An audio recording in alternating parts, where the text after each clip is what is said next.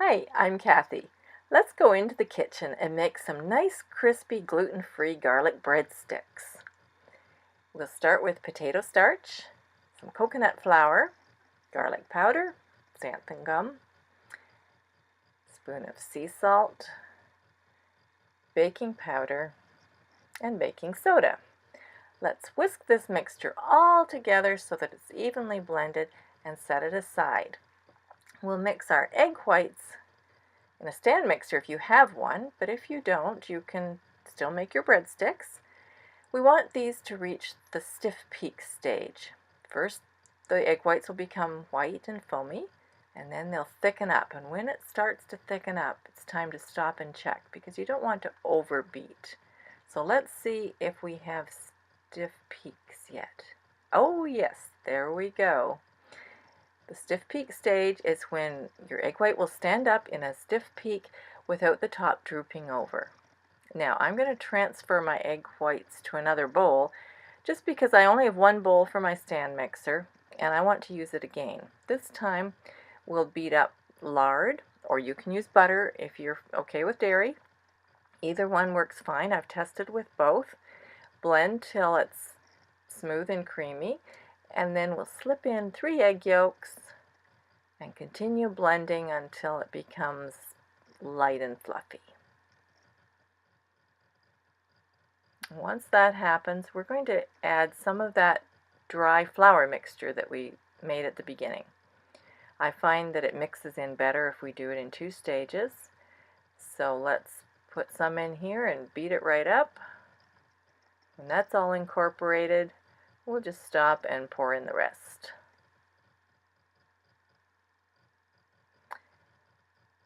And we'll beat this until it's all blended. Now let's add our apple cider vinegar to water, and then with the mixer running, we'll pour the liquid into the batter. And just let that run until it's all blended in. When that's blended in, we're going to stop and we'll start to blend our egg yolks.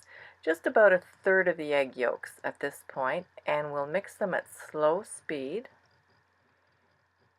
This will make your batter a little bit lighter and easier to work with while you blend in the rest of the beaten egg whites. But we're going to do that by hand. So we'll take off the blender, add the rest of the egg whites, and then we'll remove this away from the mixer. Now the process that we'll use to incorporate our egg whites is called folding. To fold, you run your spatula down one side of the bowl, across the bottom, and up the opposite side. And just keep turning your bowl a little as you do this so you reach all of the sides. The idea here is to incorporate the egg whites. They will make your breadsticks airy and fluffy inside, crisp on the outside, but airy on the inside. But we don't want to beat this too hard and beat out any more air bubbles than we possibly can. So it needs to be mixed throughout evenly, but not really smooth. Now we'll take a plastic bag and cut the corner off the bottom. Just cut right across here. This cut will be about 1 inch long. Then we're going to take our batter and gently transfer it into the plastic bag.